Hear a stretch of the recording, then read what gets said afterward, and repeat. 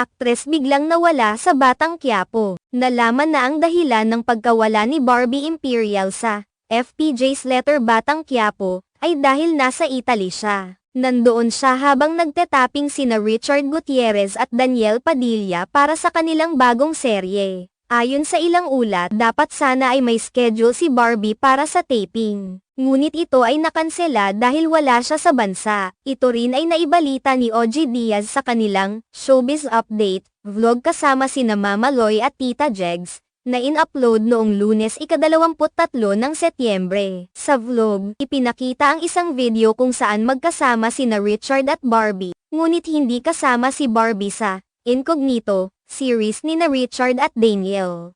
Ayon kay OG, wala naman silang dini-deny tungkol sa relasyon nila, na nagbigay liwanag sa estado ng kanilang samahan. Minsan, ang mga ganitong sitwasyon ay nagiging dahilan ng mga espekulasyon sa mga tao. Ngunit tila malinaw naman na mayroong ugnayan ang dalawa na hindi nila itinatanggi. Sa mga pagkakataong tulad nito, mahalaga ang pagkakaroon ng open communication upang maiwasan ang hindi pagkakaintindihan at mga haka-haka. Samantala, si Barbie ay patuloy na nakikipag-ugnayan sa kanyang mga tagahanga sa pamamagitan ng social media, at sinisikap pa rin niyang maging aktibo sa kanyang karera kahit na nasa ibang bansa. Ang kanyang mga tagahanga ay umaasa na makikita nilang muli si Barbie sa telebisyon sa mga susunod na proyekto. Siyempre, ang industriya ng showbiz ay puno ng mga hindi inaasahang pangyayari, at madalas na nagiging mahirap ang pagbalanse sa mga personal na buhay ng mga artista at ang kanilang mga propesyonal na responsibilidad.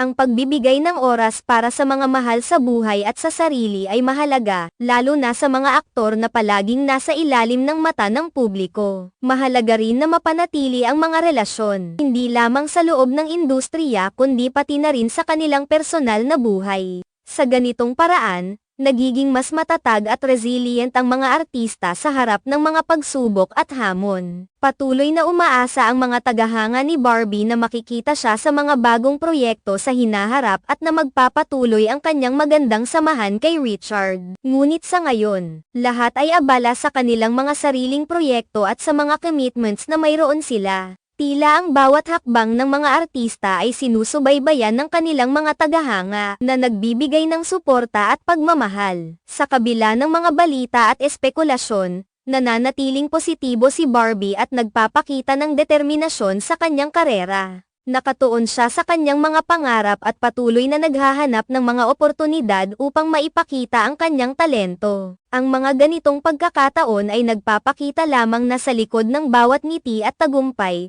may mga pagsisikap at sakripisyo na kailangan upang makamit ang mga pangarap, at sa pagtahak niya sa landas na ito, umaasa ang kanyang mga tagahanga na patuloy niyang maipapakita ang kanyang husay at galing sa bawat proyekto na kanyang papasukin. Hanggang sa kanyang pagbabalik, ang mga tagahanga ni Barbie ay nananatiling masugid na sumusuporta sa kanya, umaasang makikita nila ang kanyang mga bagong proyekto sa hinaharap.